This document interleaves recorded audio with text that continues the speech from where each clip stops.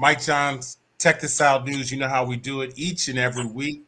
We got Professor Jim Gates, such a humble giant, a titan in the game. He just says call him Jim, but no, we respect the OGs in this. And I want to dive in with you. We just kind of had a B-roll right there talking about space, talking about a fraternity brother of mine, Dr. Ronald McNair. Space is the big deal. These days, we've had Jeff Bezos, Musk, Elon Musk, Richard Branson leading the new space race. Musk, I think he believes that he wants to get to Mars by 2030. Hype is out there, the media is out there, and what do you think? I mean, I love Elon Musk, but out the gate, do you think is it realistic? Could you see us in the next 2030? Do you see us getting there? So I'm not a betting man, but if someone wanted me to bet against us being there by 2030, I would mortgage my house to take that bet because we're not going to do that. I was on a panel with Dr. Shirley Jackson, I think it was 2014 or 16, something like that. And the title was, Are We Going to Mars? And I was there to deliver the bad news. We probably are going, but we're not going to be there by 2030. I would be surprised if we're there by 2050, quite frankly. And I'm not going to be here to see that. I was born in 1950. But the way I look at, well, it's really a problem with technology. You look at the technology that Elon Musk and Jeff Bezos, these things, but the basic technology is the same technology that was used back in the 60s to get from Earth to the moon. And so what I tell people is, look, it's very simple to figure out why we won't get there. It took 10 years for the United States to go from the Earth to the moon. During that time, the U.S. government spent about 5% of the total national domestic product, GDP, went to NASA. Mm. So you say, okay, so if you take 5% of U.S. GDP and you let it go for 10 years, you can figure out how to get to the moon. Mars is about 100 times farther. So that's one thing. So that says, okay, so the problem is at least 100 times as hard. And on top of that, the amount of money that the United States government is spending is at least, it's around 1/10 of what we spent during those years.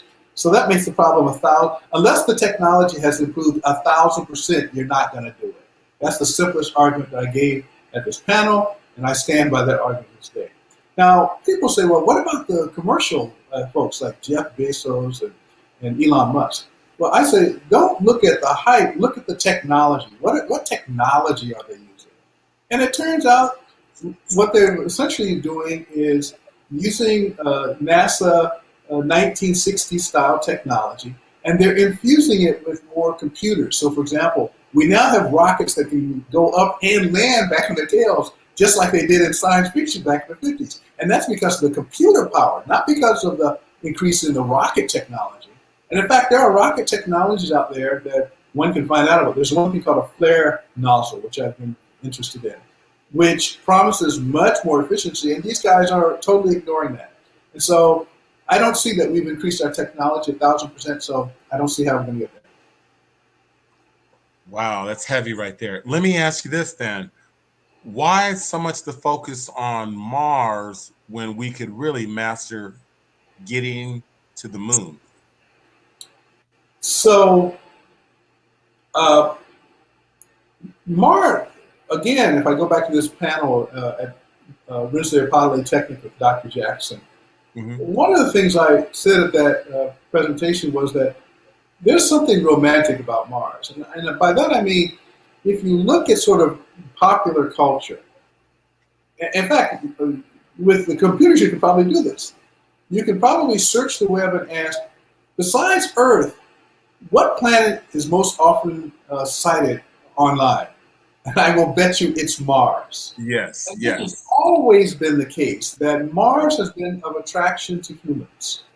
And so part of the reason I think that the concentration is on Mars is because it's a continuation of a several hundred a tradition of our species to wonder about going to Mars. Back to the moon, would it not be more sustainable, more feasible to get there? Absolutely. And Even then and though, then and then even master it, right? So it's one thing get there, but you're within close proximity to getting back to Earth, where people like yourself and so many others in your class are really, let's master this, right? If we could say crawl, walk, run, why wouldn't we focus on the moon? So that well, we I set think up a W hotel on the moon, then worry about Mars. so. Look. It's as far as I can tell, it's all about marketing. You I'm know, just yeah, I'm serious. It's about marketing. Look, uh, suppose Elon Musk said, "Okay, instead of Mars, it's moon. The moon is our target." A lot of people's reactions will be, "Well, we've already done that, so why is that interesting?" What's going to be interesting, as you said, is the second part of your question is not just going to the moon. Look, our species history in going to the moon is like walking to the beach and dipping your toe into the ocean and then walking back. To really have an experience, you have to exactly. go there and do something either interesting or useful. And that means a moon base. And so that is, in fact, a challenge that I think is very realistic. I hope that people like, Jeff and Jeff Bezos and Elon Musk and, Richard, I can't think of his last name right Mhm. now, the founder of Bronson. Bronson. Bronson, Mhm. if they would get behind something like that, that is both realistic and has the benefit that if you do something other than just dip your toe in the water, you might find something interesting. You might find, for example, new ways to process computer microchips because the gravity is less. Or you might find elements, compounds in the moon's substrate that would be interesting for all kinds of purposes. Like, I can't imagine new plastics. Who knows? So the point is, going to the moon likely will have a return on investment. Whereas going to Mars is just going to be like, it takes about a year to get there, about a year to get back.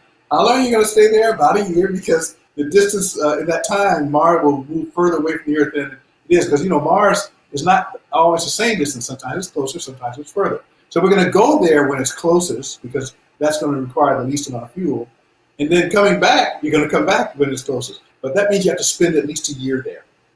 And what are you going to do during that year? Well, first of all of the things necessary to support however many humans, you got to bring that stuff with you because you likely can't grow it. So Mars is just, it's romantic, but it's impractical from a scientific point of view. Right. And so why is it me that says, isn't the moon just as romantic? At the end of the day, no matter where you are, I've seen the moon. I've already circled the globe and I've seen the moon. I haven't seen Mars.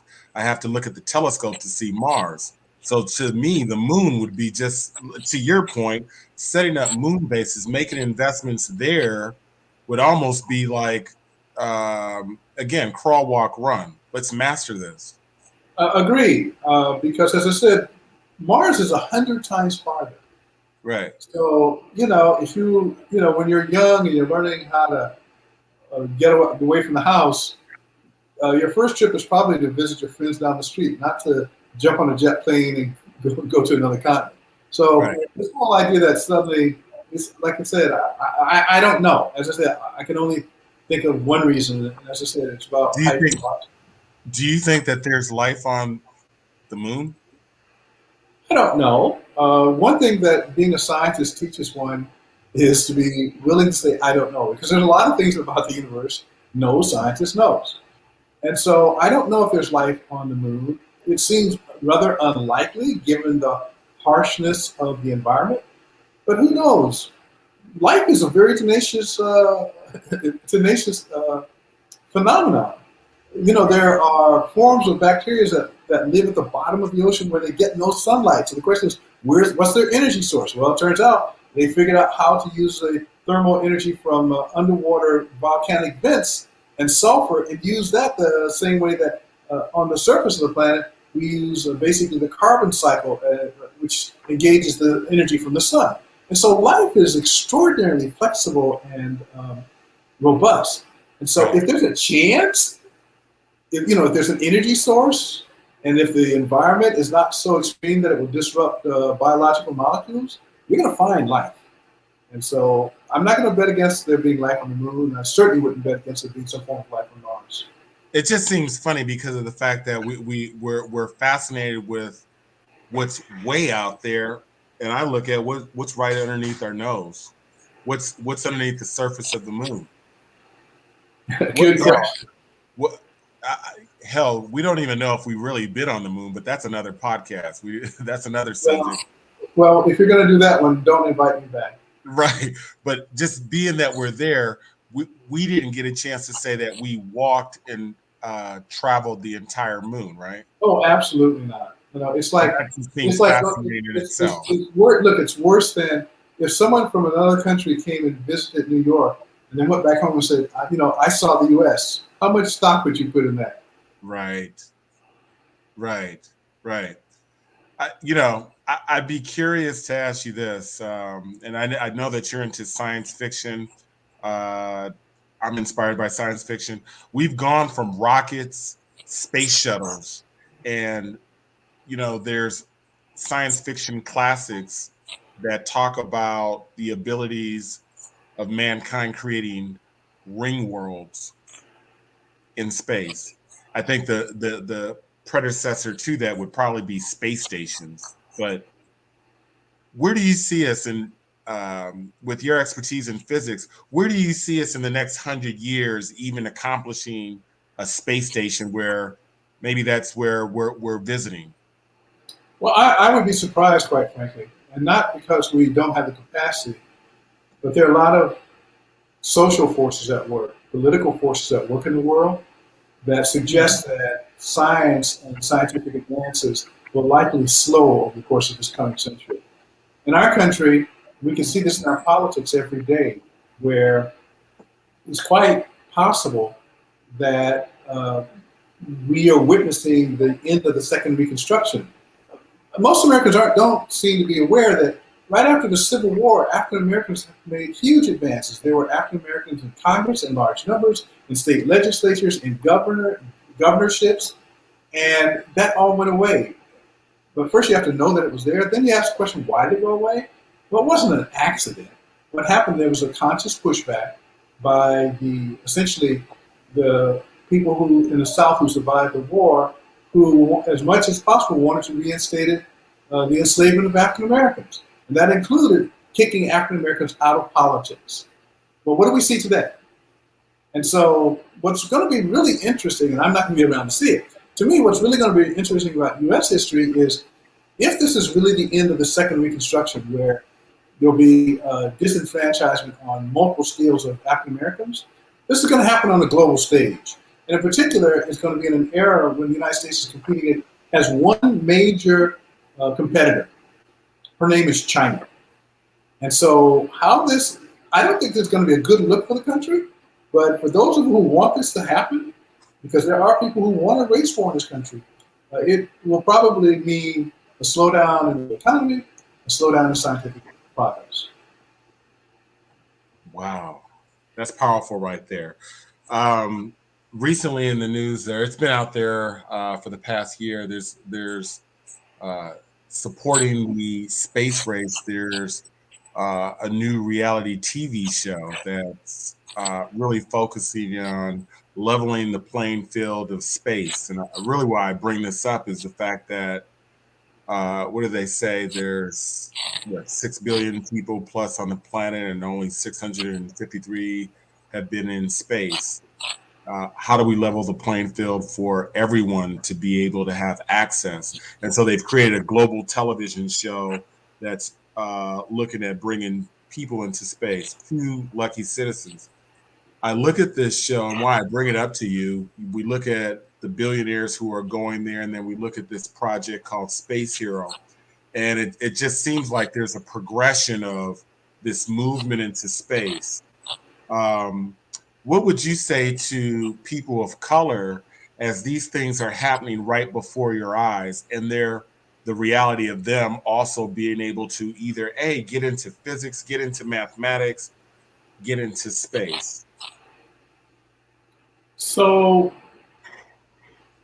as I mentioned earlier, the prime reason I'm a scientist is because at 4 years old, I saw a science fiction movie about space travel. So space and space-related topics have always been a part of things that I've had a long-term concern about. Um, what you asked me to particularly focus on this in the context of the African American experience, and obviously, I tell people you can look at me. I have a really good tan, so Right. that means I And can. people of color. And people of color. I gotta Exactly. shout out to our Mexican brothers and sisters and all people around the world of color. Exactly. And so what I say is, yes, conditions have been less than hospitable for us to achieve our full potential. But if we do not find a way to allow some of our aspiring young people who have not felt the burdens that are imposed upon us, if we don't find a way to allow them to be part of this next great adventure, then we will guarantee their continuation in the state in which people of color find themselves now. One of the things that there was a gentleman by the name of Robert Moses who recently died. He was someone who started something called the Algebra Project. And way back in the 60s, he was trying to get African American communities in Mississippi, principally, but in the South, to up their game in teaching algebra. Now, a lot of people looked at Bob Moses and said, "What in the devil is this guy talking about?" Well, imagine a different future. Imagine the history had gone differently, and he had been successful. And now think about the onset of the inception of information technology and computers. And now think, well, wait a minute, all those black kids that were studying algebra, they're now in position to go into those industries. In fact, they're in position to perhaps create some of those companies. And it's about wealth creation. And so because that was missed as an opportunity, when the computer revolution hit, almost no African Americans were there to participate. There are a few exceptions. For example, there's a gentleman most African Americans have never heard of. His name is Mark Hanna. Mark was one of the original founders of a company called Silicon Graphics. I think it was, I'm not sure who bought it out because these things tend to get bought out. But the point is that there was at least one African American pioneer at the very start of the information technology age in Silicon Valley. And yet, I think Mark is probably doing just fine, but his story is not repeated by us nor by anybody else.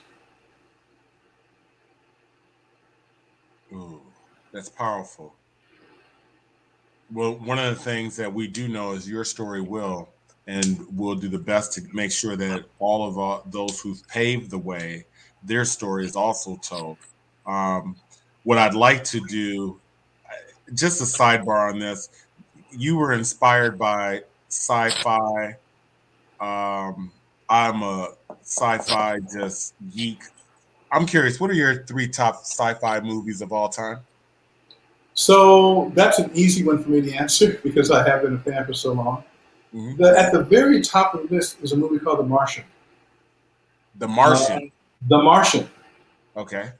It came out. Brad Pitt, I think, was the star, and it came out within the last decade. And it's a story of the first American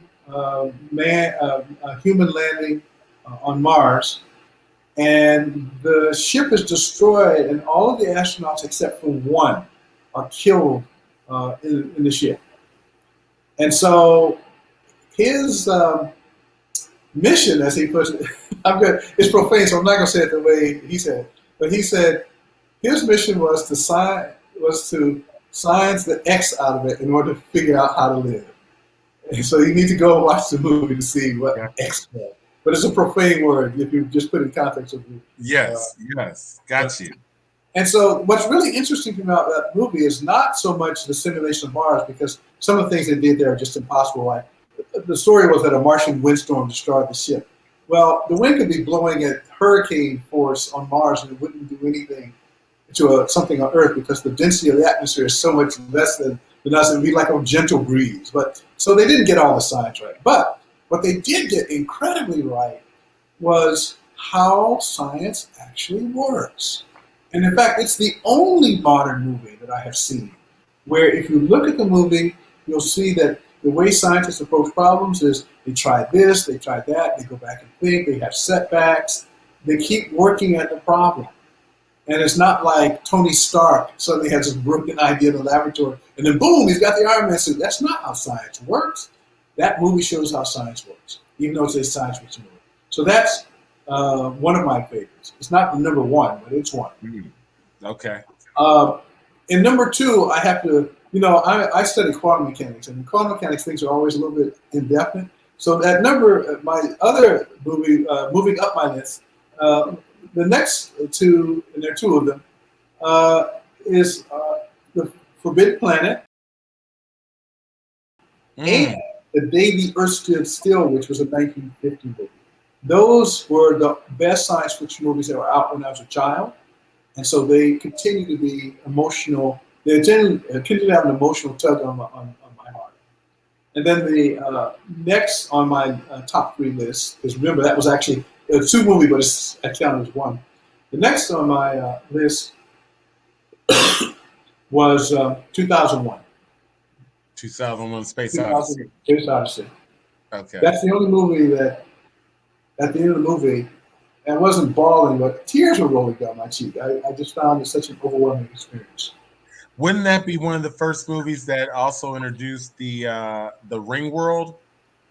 That's not in no. That Ring World has, at least to my knowledge, has never actually been in a movie. Maybe it's been in some streaming program, but I'm not aware. And or is that a circular space station? I remember just the circular space station. That's not a Ring World. The concept of a wheel in space, as it was called in the 50s, they used to call it a wheel because it spins like a wheel, right? So the concept of wheel in space goes back to at least the 1940s. And so it's beautifully depicted in that movie 2001, but no, that's not the origin of the idea. Okay. What do you know a Ring World to be? Ring World, there's a book by a science fiction author named Larry Niven.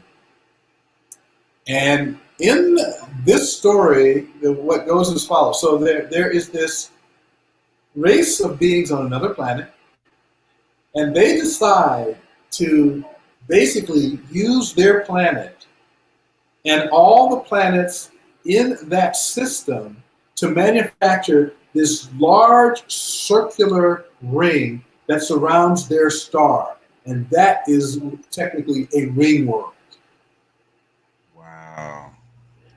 I know the book. I know the author. That's crazy. That's interesting.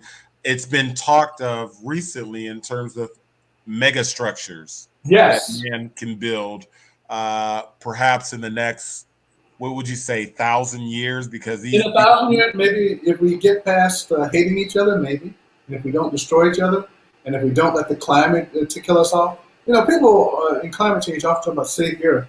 I like to remind people the Earth is actually going to be just fine. We're the ones whose butts are going to be in trouble. So it's not about saving the Earth. It's actually about saving us. This is very true. Very true.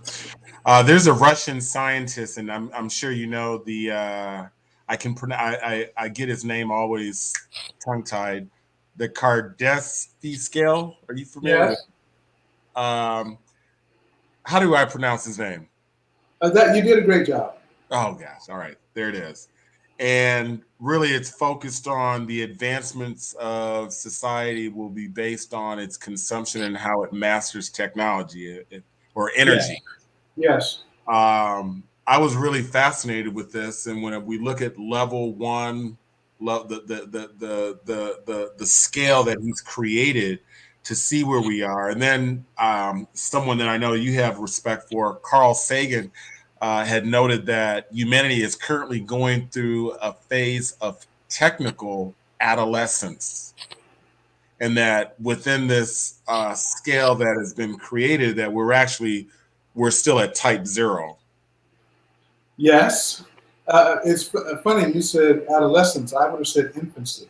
Look, our species has really only gained the technology required to feed all of us. I mean, to me, this is a very basic marker. Uh, do we have the technology to feed all humans on the planet? The answer is yes. Do we do it? The answer is no. But we have the technology. That's within our technical capacities. And Okay. so, to me, that is like, if I was an alien, that would be like the first requirement that I would have to consider the advancement of species is, can they feed all of themselves? Because if they can't do that, then that means that their level of technology is woefully wanting. So, as you know, level one technologies are technologies where um, a civilization can organize all the energy of the planet that they're on. And level two is of the star, and I've forgotten what level three is. Right. So, in 1,000 years, I would hope that we get to level one.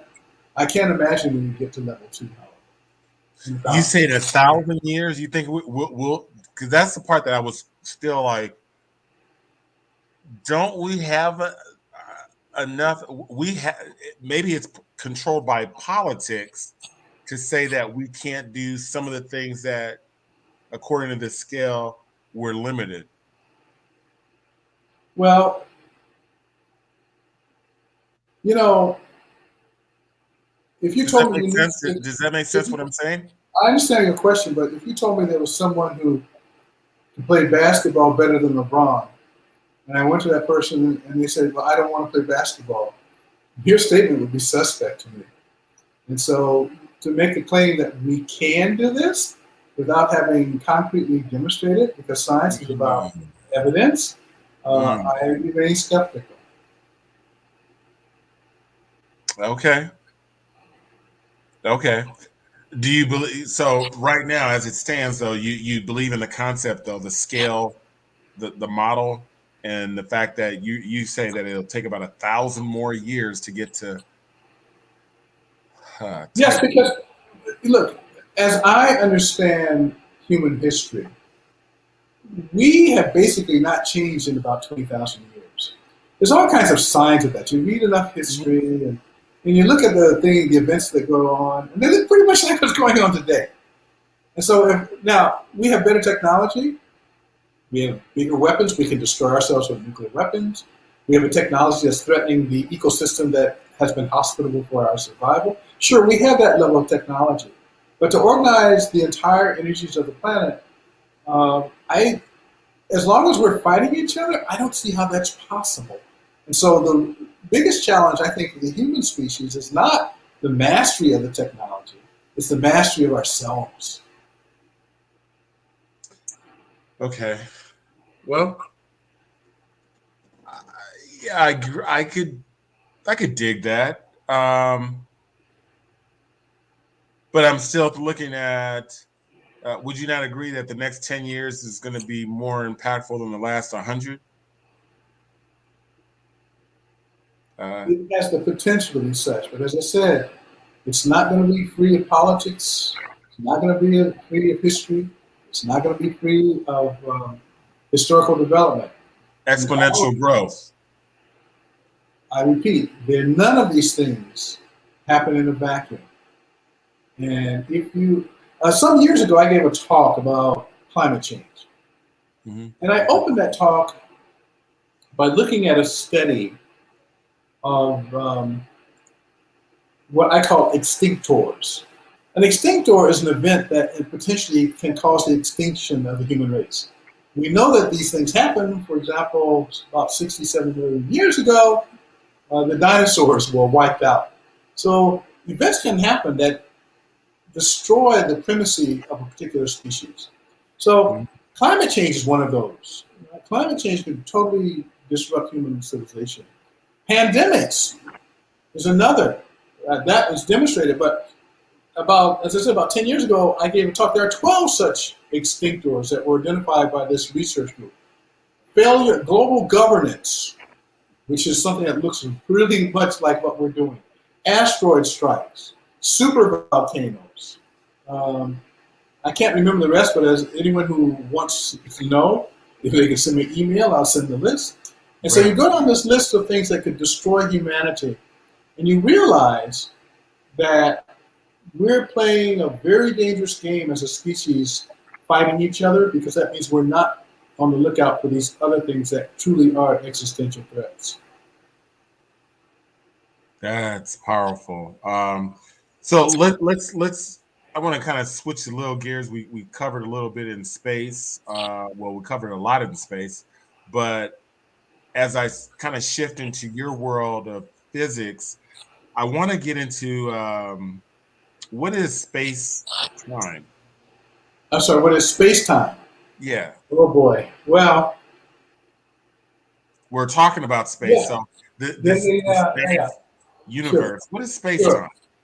So, as far back to at least the times of the ancient Greek philosophers, there were people who said time is pretty much another direction, right? I mean, for me, I can walk front or back, I can move left or right, or I can jump up and down, right? So there are three different directions of space. And so, as I said, Greek philosophers said, well, time is also a direction. And so, that's a philosophical statement. There's a book called The Time Machine by H.G. Wells, Mm-hmm. and there's a beautiful description in the opening chapters of the book about time as another dimension of space. And it's a story told by the inventor of the time machine. And so for at least 1,000 years, people have said, time has got to be something like space. So I can move in space. Why can't I move in time? Well, you do actually move in time. You move forward at 1 second per second because you go into the future, right? What's different about time is we can't obviously figure out how to go backwards. And so for a long time, for physics, this was kind of a mystery, but this mystery was cleared up by a guy named Albert Einstein. So for physics, the question of what is space-time is a settled question. It is what mathematicians call a four-dimensional manifold, where one of the directions, where if you try to measure length in one of the directions, you are forced to measure it differently for the other three. That's what space-time is. How does that relate with space travel then? Ah, so as Einstein is a person who realized all this, and so one of the things that is a result of his so-called theory of special relativity is that if you're in a vehicle traveling close to the speed of light, time slows down for you. You age more slowly. This was illustrated in a movie called Interstellar a few years ago, Yeah. where some astronauts went to another planet, went to several planets, and there was a one astronaut, an African American, and he stayed in an orbiting ship where the other fellow astronauts went down on the planet. It was deep in what's called a gravity well, and when they got back to him, he had aged decades, and for them, only 20 minutes had gone by. And so we know that the rate at which time passes can change according to the work of Albert Einstein. And we've done observational experiments to convince ourselves that Albert Einstein wasn't talking out of the side of his mouth. That is true. Um, so what does that have to do with space travel? Mhm. Well, I just talked about one effect, namely that if you get in a spaceship and travel near the speed of light, time actually passes more slowly for you than people are remaining on Earth. And so there's this famous thing called the twin paradox, where one twin stays on Earth, the other gets on a rocket ship traveling on a round trip and comes back. The one that travels may have aged perhaps a few years. The one on Earth might have aged 80 years, depending on how fast the rocket travels. So that's how space travel is related to physics and time, namely that we know from observation that moving objects traveling fast at the speed of light age more slowly. We also know from the same equation of Einstein that is if that it is unlike there is no way that physics currently can understand how to build a starship, how to travel fast in the speed of light, which you see in science fiction all the time, from Luke Skywalker to Captain Kirk uh, to Michael Williams and Our her. current manpower does not know how to build a spaceship. Is that It's what? not even a question of manpower. We don't know how to even think about building such a ship. And that's a big problem. We can't even think about how to build a ship that travels fast in the speed of light. Now, there are people who try. If you go online and look for Fast and Light Travel, there's something called an Auguer Drive named after a Spanish researcher. But there's no consensus that mathematics is correct at all. And so right now, as I said, we don't even know how to think about building a starship. Wow. Before I switch gears, let me ask you this. Looking at space, there's been a lot, historically as we've covered in terms of what America has done, Russia, for our Mexican, for our brown community that's out there, and their endeavors in space. What would you say? Well, first of all, you should find out who Ellen Ochoa is. You'll recall that several times I've mentioned being on a panel a few years ago trying to ask the question, will we go to Mars? One of the other people on that panel was Ellen Ochoa. So who is Ellen Ochoa? Well, first of all, since I haven't explained, it means, not too many people know. She is an ex-astronaut. At the time that I met her, she was in charge of one of NASA's facilities. So there have been brown people in space. That has happened. And the first person, and that was an Afro-Cuban. So, there's been a steady stream, but you have to dig because these stories are not told. These are hidden stories. These are the hidden stories, and they're So it's an Afro-Cuban. It's an Afro-Cuban male and an Afro-Cuban female. Oh, I don't know about the female part, but I'm aware. Ellen Ochoa is a U.S. citizen. She wasn't. Oh, okay. Gotcha. Yeah.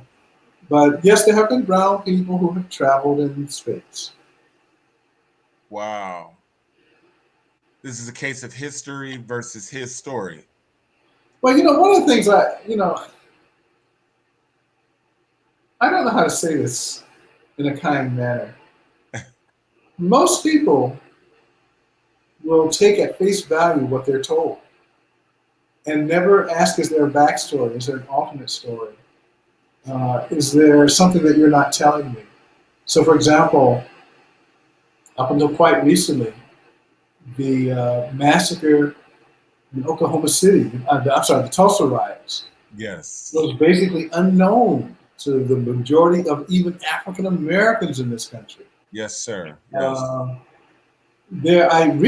Just in the last few days, I found a story about a rich plantation owner who lived in the time of Washington and Jefferson, who freed all of his slaves while he was a relatively young man, something they never did. So there are always stories that for whatever reason are not told. And that's why Black History Month was invented, because Carter Woodson was very aware that there's so much about African American history that you can't see in school books, you can't see in the movies, that if you are interested, you have to actually dig for it. And most people never get that lesson. There was almost blacks were like a pawn within the race for space. And here are the Americans, and then Russia looked for someone and they found him out of Cuba. I think the hip hop generation didn't even know about Cuba having someone, there it is. Yeah, well, you saw my response to your question. I was like, do you really want to go there? Right, I did not know. So when she told me that, my fraternity brother, like he's a legendary along with you, I was like, what? And that I'd love to hear that. Like, I was nervous, just like, could you tell me about that? What was that relationship like? Well, first of all, I first met Ron in the summer of 1972. I was summer of '69. I was in a summer program at MIT, a transitional program from high school to MIT. Ron was in a different program, but there weren't many African Americans on campus, so we all kind of hung out with each other.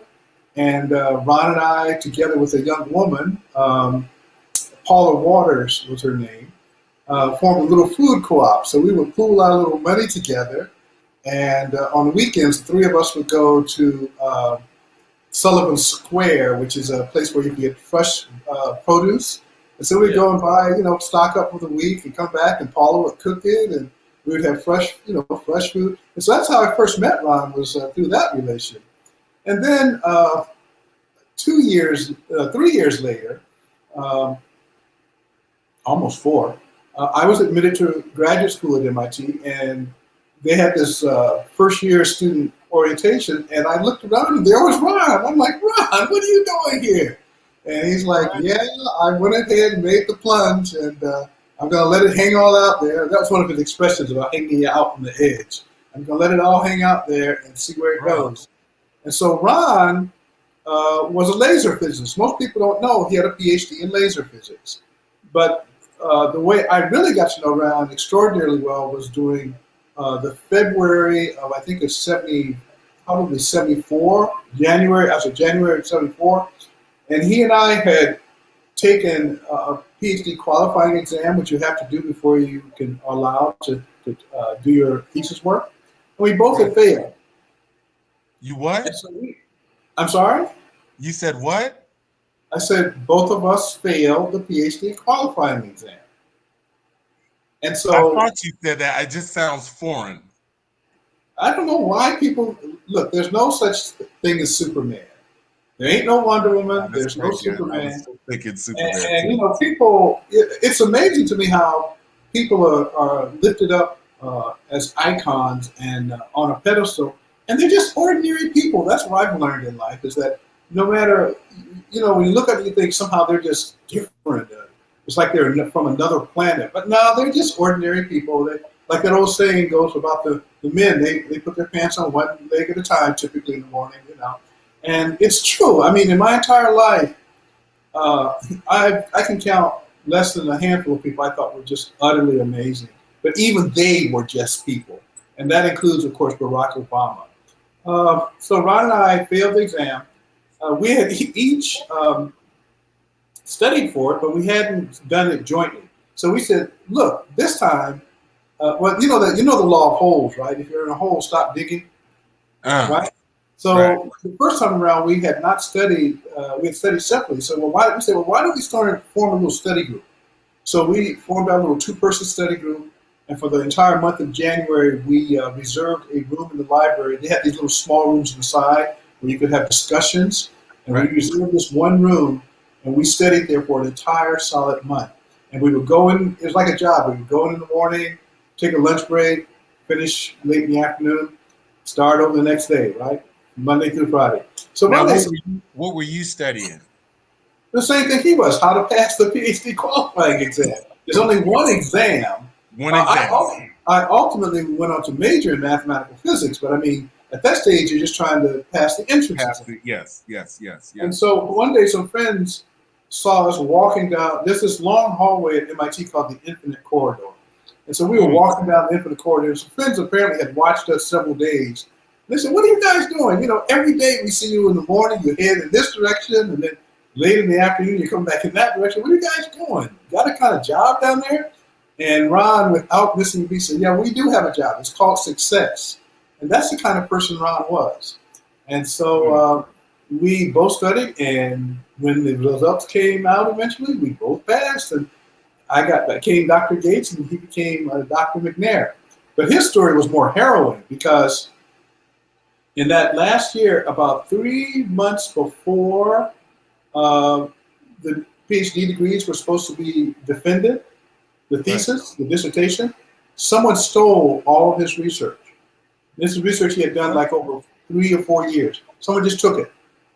And so in the 3 months that preceded his having to defend his dissertation, he redid all of the experiments, he retook all of the data, and he wrote a PhD thesis that he successfully defended. That's why I tell people, you don't really know, you had to know Ron, because Ron is far more than the stories people tell about him.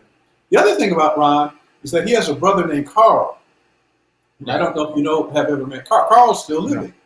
And he's also an Omega. And so Carl and I and Ron used to hang out when we were in graduate school, go over to each other's apartment, talk about parties and girls, and all the things young men do.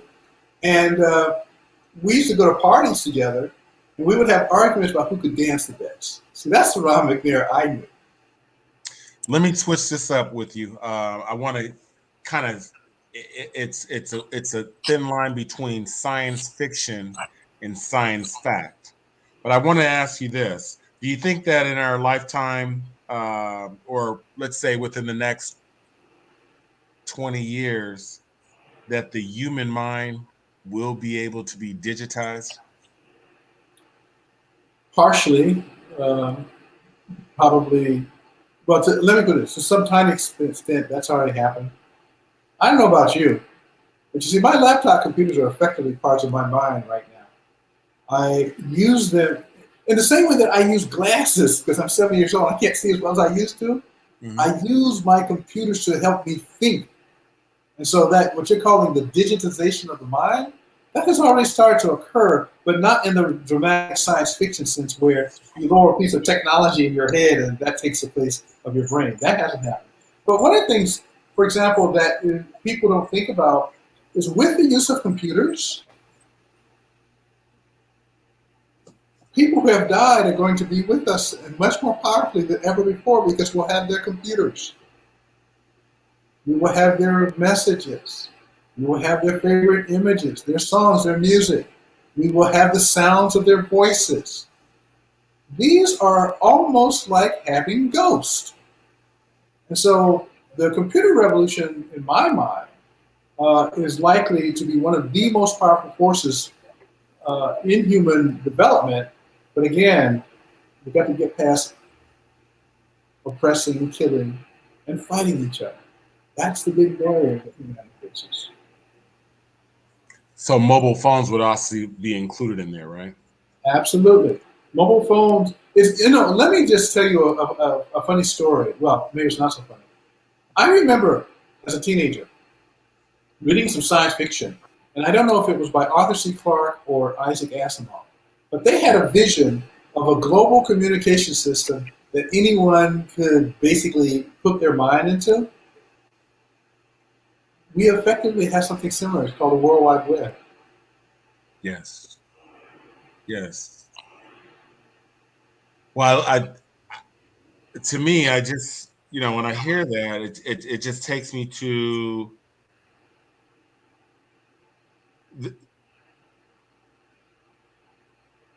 there's the understanding that with your laptop, you have everything there. And that's interesting.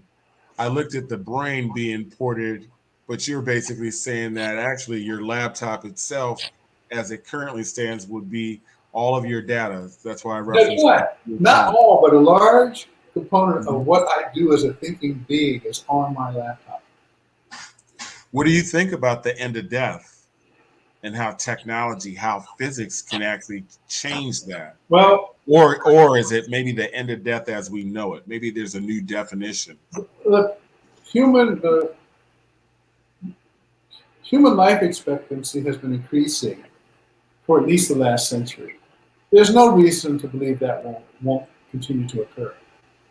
An actual end of death is kind of inconceivable to me, but except for one way.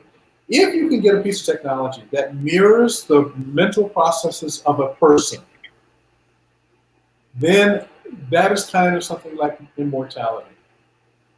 Because you can imagine taking my mental processes and downloading them into that device. And if that's possible, then I don't see a reason why the the data stream that we call Jim Gates, if I could download it into something else, I don't see why that something else has to end. You reference immortality. That's a powerful word.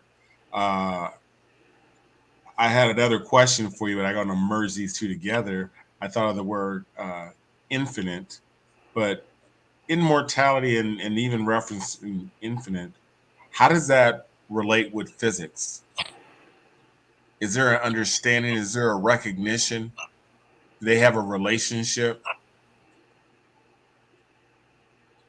Immortality, not so much, because physics, I tell people, one way to understand what physicists are working on and wondering about Mm-hmm.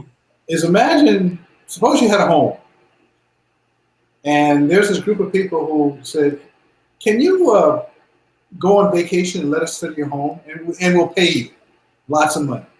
I bet a lot of people let them do that.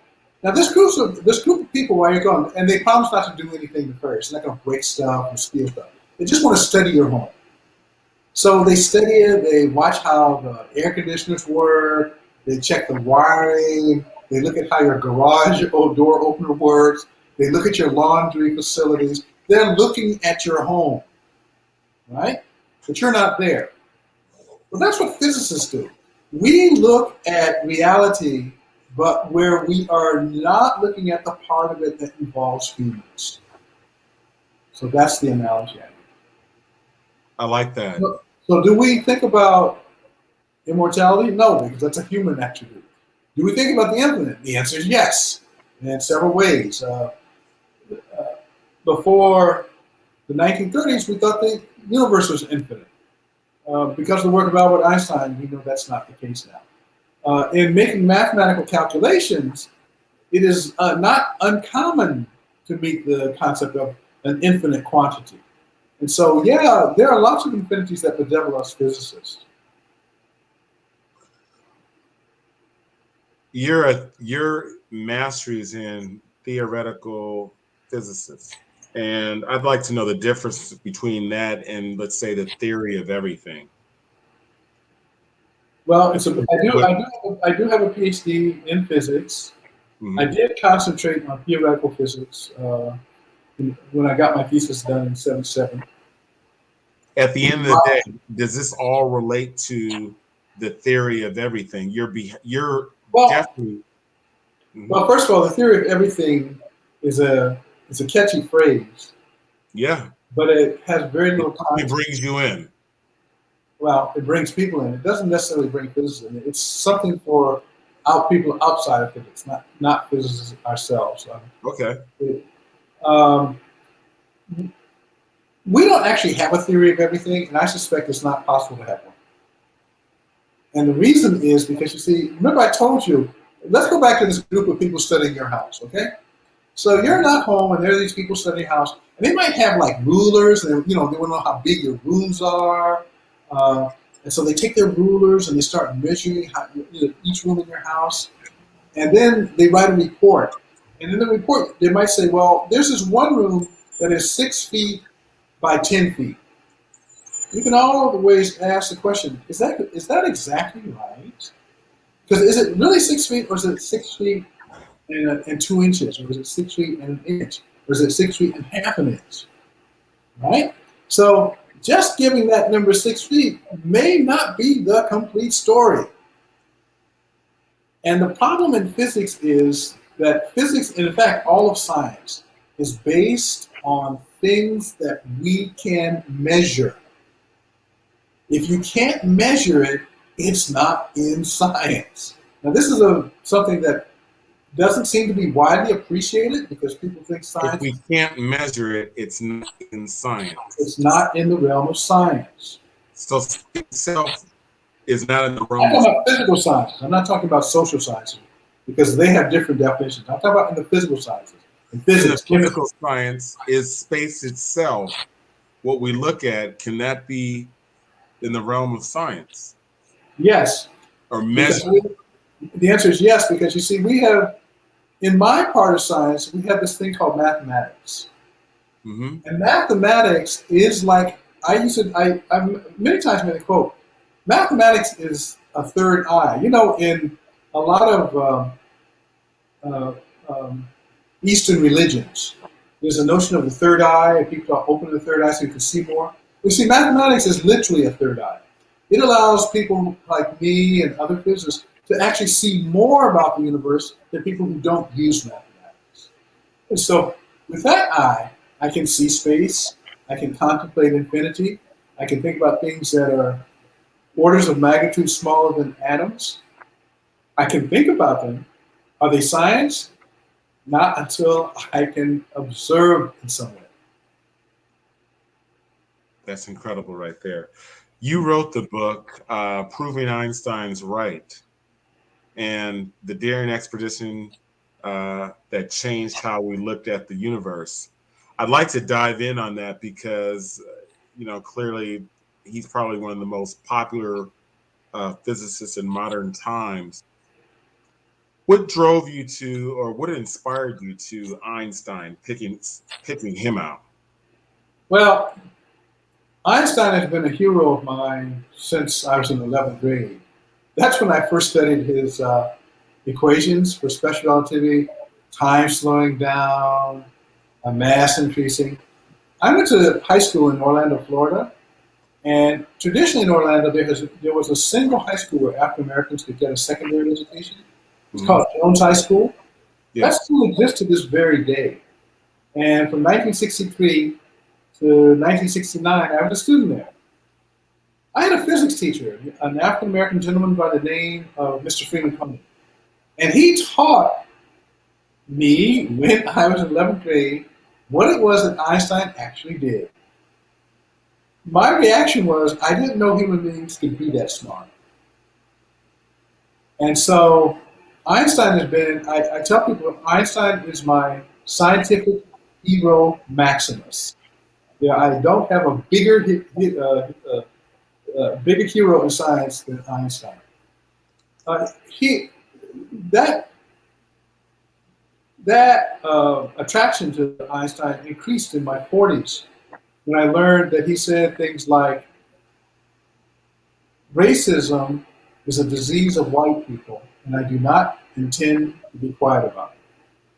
And I was floored when I learned this because I was 16 when I learned about his math and space time and all that, but no one ever told me what he said about racism in America. There's a book called Einstein on Race and Racism for anybody who wants to learn about it, and it's very complete. And so, because of this, I had kind of always had a relationship with Einstein, right? I mean, Right. doing science and then finding out that he was one of the few great scientists who spoke about the ill treatment of African Americans. I was stunned when I found this out. So that's why Einstein. But let me make a correction. I wrote that book with a co-author. My Yes. co-author is named Kathy Pelletier. She's a novelist. And as a consequence, the book is not a science book. But the book is a book about the lives of scientists because we follow a group of 8 scientists across 10 years of their lives as they try to make the observation that will confirm Einstein's theory of general relativity.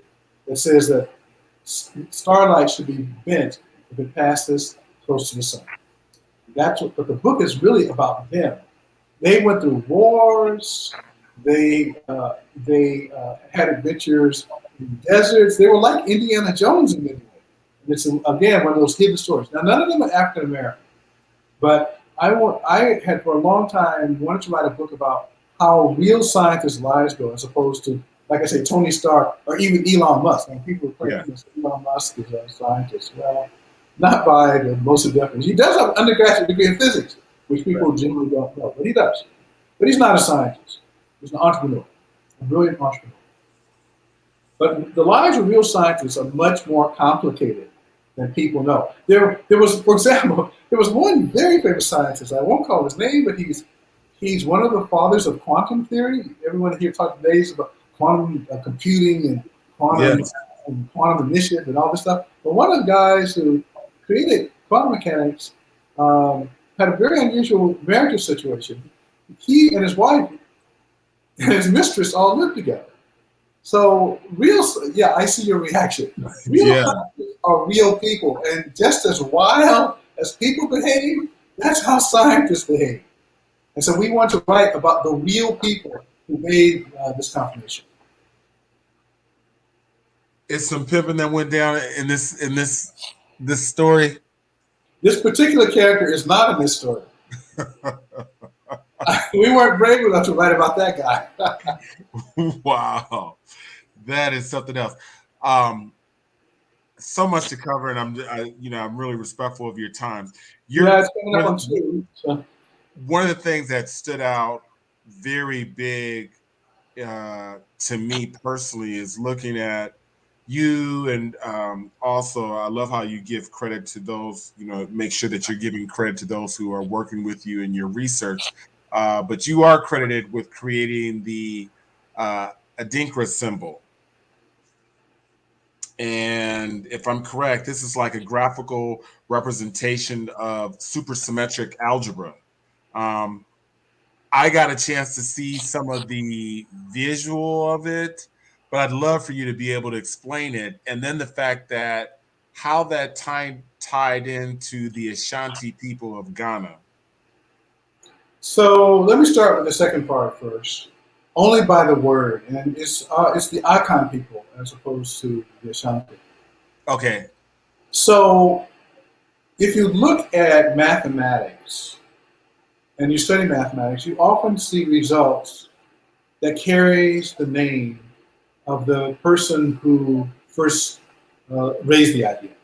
So, for example, we have the Laplace equation, named after a French mathematician named Laplace. We have the D'Alembert equation, named after a French mathematician. We have the Dirac equation, named after an English physicist. We have the Schrodinger equation, named after a German physicist.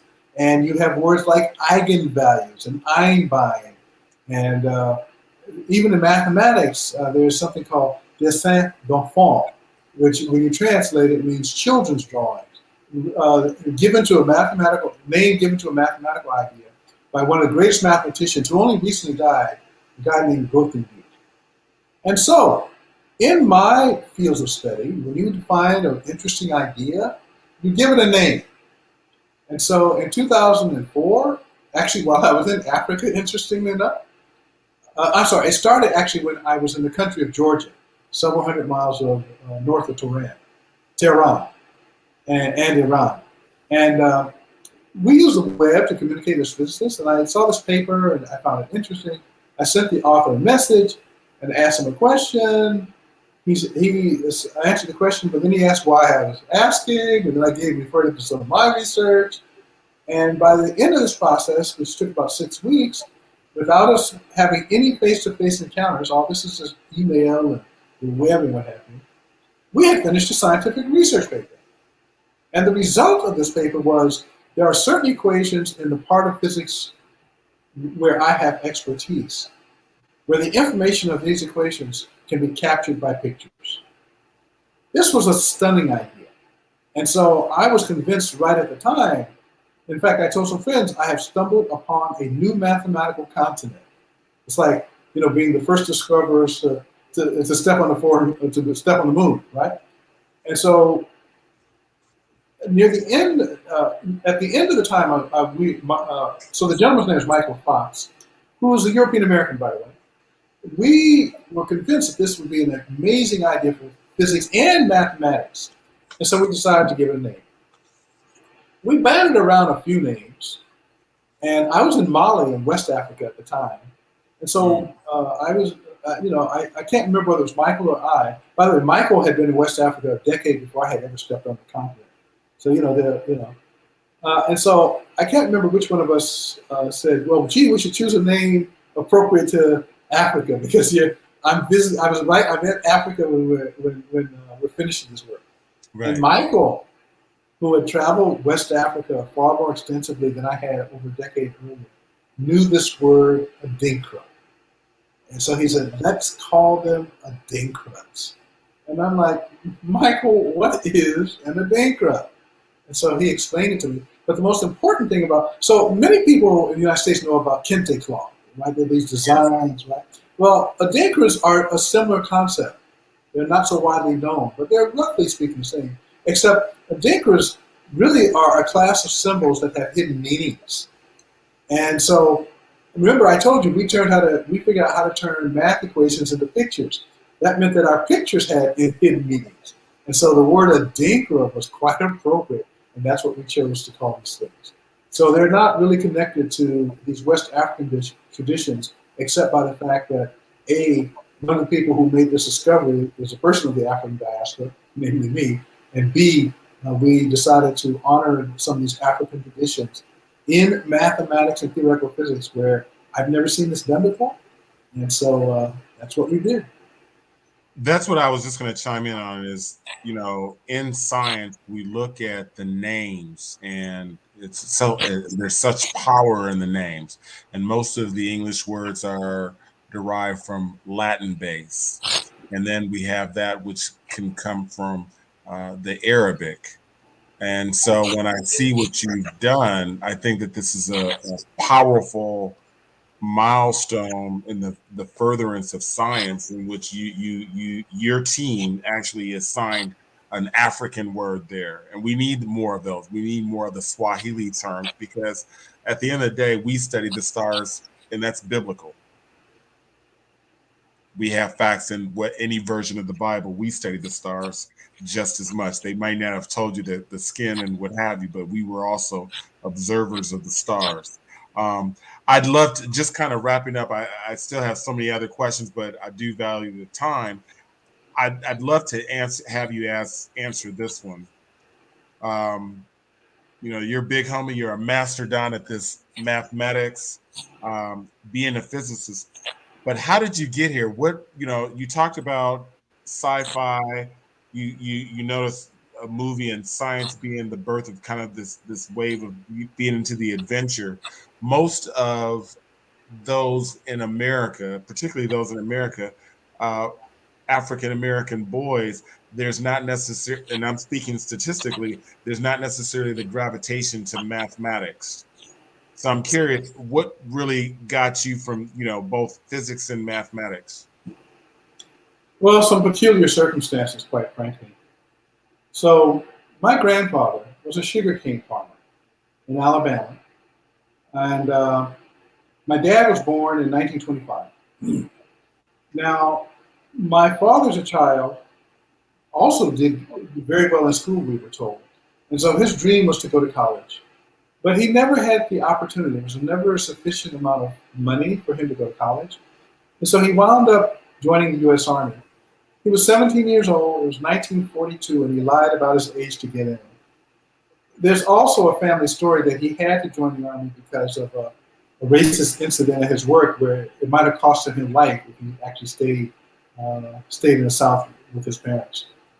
So he always, oh, and the other thing about my grandfather, at least according to the stories in our family, is that he could neither read nor write, but he could do arithmetic. So that's kind of an odd thing, but you might wonder why is a sugarcane farmer knowing anything about arithmetic? And we're talking about what, 1910, 1915, 1920, 1940? Wow. Why is there an African farmer, African American farmer, who knows something about arithmetic? Well, the answer turns out to be very practical. You see, if you live in an agrarian community, you often have to get seeds and farming implements from a general store. And often you don't have the money to actually purchase those items. So what they do is they essentially make a loan. They give you the seed, they give you the implements, and then when you bring in the harvest, you pay the store owners back. So in the community where my grandfather lived, and it was a typical black Southern community, all of the store owners were European Americans. The majority of the poor farmers were African Americans. And so the stories go that because my grandfather could do arithmetic, he was the person that both sides trusted when disagreements over ledgers occurred about what was owed and not. And so it's a very practical skill for why he would know arithmetic, not some ethereal, heavenly. I mean, it was something very practical in his life. Right, right. And so my father grew up under that influence of his father. And they always had a great belief in the power of education. And even though my father didn't get a chance to go to college, he wanted all four of his kids to go to college. Because he joined the Army in 1942 and stayed in for 27 years, it meant that my childhood was very different from the usual experience of an African American man of my age. Up until age 11 or so, I lived in diverse communities long before the word existed. And the reason is because in 1948, President Truman gave an executive order to desegregate all military services.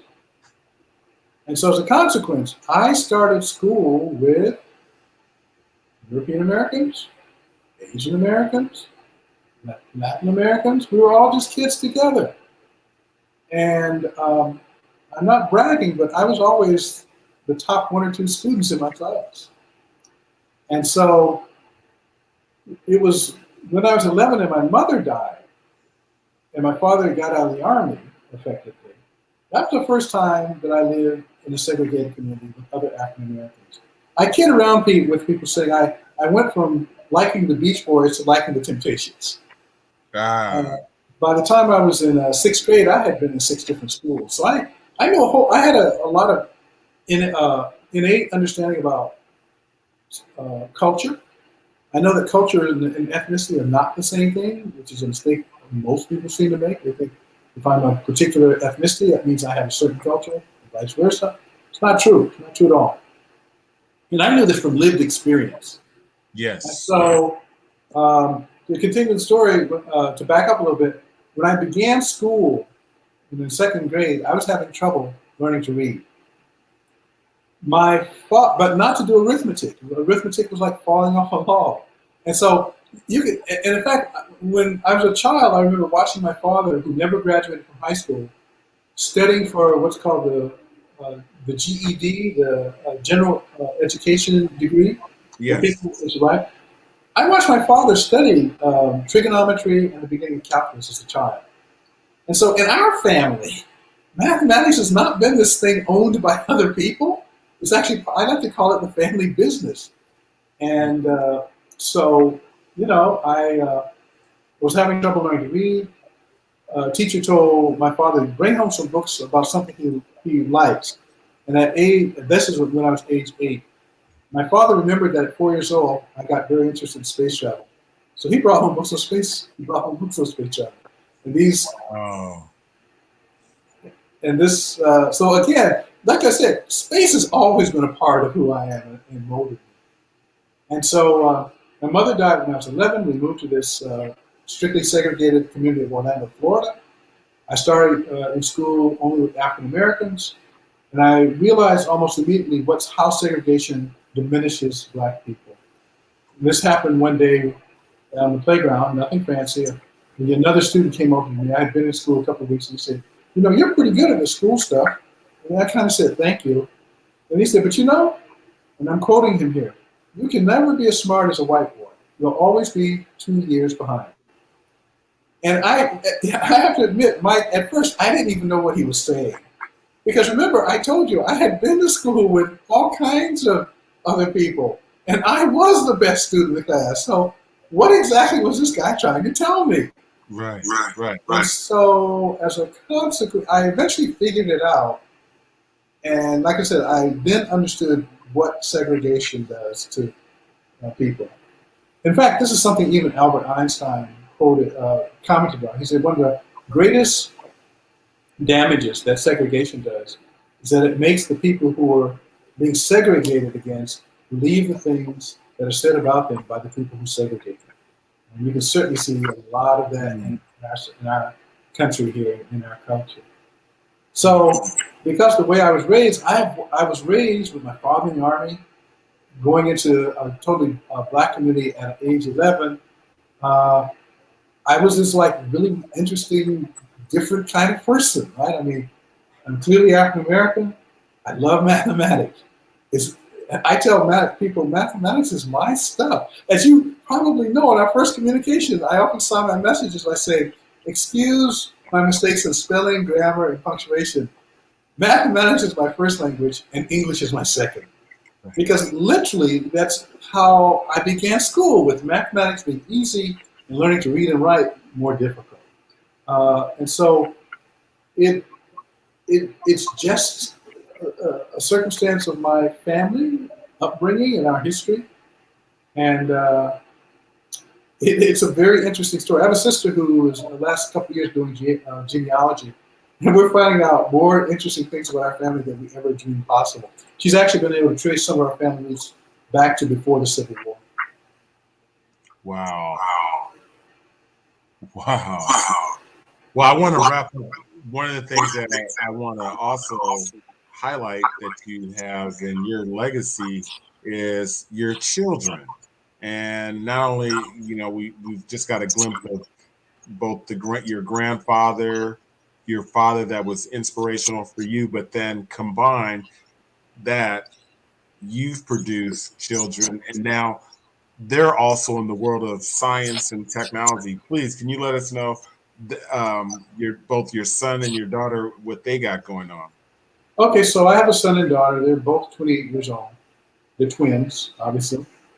Mm, My daughter just completed her PhD at Harvard, and she studies black holes, objects that we have to look out in space to see these things. And right. she's actually she completed her dissertation. She defended it. She has her doctoral degree. She has a real job. I like to kid her she's finally out of my pocket, but that's actually been true for a couple of years. But I always like to say, now you're a real person, and I don't have to support you anymore. You have your own job. So she's at Princeton now. She just started actually this week as a postdoctoral researcher at Princeton University in the physics department there. Wow. Her twin brother is currently at the University of Maryland studying.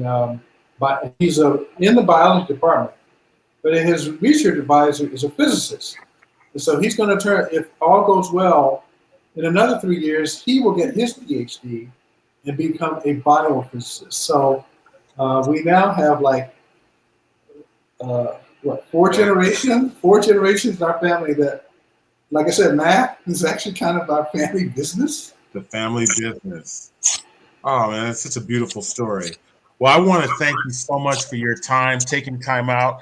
I was inspired way back when I was first introduced to you from a PBS special on your discussion uh, on string theory, which we did not get a chance to cover in this conversation. But I definitely want to have you back for future visit. But this has been inspiring. I think you are an icon for both culture, science overall. Thank you so much for your time. Well, thank you for the praise, but I have to You're tell such a you, humble giant too. thank you for the praise, but I have to tell you that don't believe the hype. I'm just an ordinary guy. I dig mathematical bitches, is what I tell people. It's true that recently I solved a problem with 4 billion unknowns that stumped physicists for a couple of decades. Yeah, I do that. But that's what black guys do, isn't it? I love it. I love it. Rare, unique, an icon, and what I really love most is how humble you are. And so I thank you so much for your time. Thank you very much for your time. I look forward to further discussions with you, and you have a blessed day. So, can I say one thing, Mike? Yeah, absolutely. So, if people want to try to catch who I am, who maybe some of your audience have never heard of me, it looks like I'm going to be in 2 science documentaries this fall because we didn't get a chance to talk about the fact I've been in 20 science documentaries in my life. Yeah. I look at Universe that you saw was just one of those. So in the fall there will be a documentary about the life of Stephen Hawking. The guy who was in the Wow. wheelchair. Yes, of course. And in his office there's a picture of a conference, and I'm the only person in that picture with a good tan. And so the people making Oh, the documentary wow. asked, "Who is that guy?" Of And course. I got film for that. So that's supposed to be out in the fall. And then secondly, there's another documentary about black holes. And I and my daughter are both supposed to be in that documentary. So if you What want is to the name of that one? I don't know the name of that one. But if you want to see the Gates family doing the family business, you can see it this fall probably. Wow. Now, if people want to find you, your works and anything, and let alone if they want to get in contact with you on social media, where could they find you? Just Google my name. Although I'm unknown, there's a surprisingly large number of websites that point back to me. So you just put in Sylvester James Gates, you'll find me. All right. Thank you again. Take care.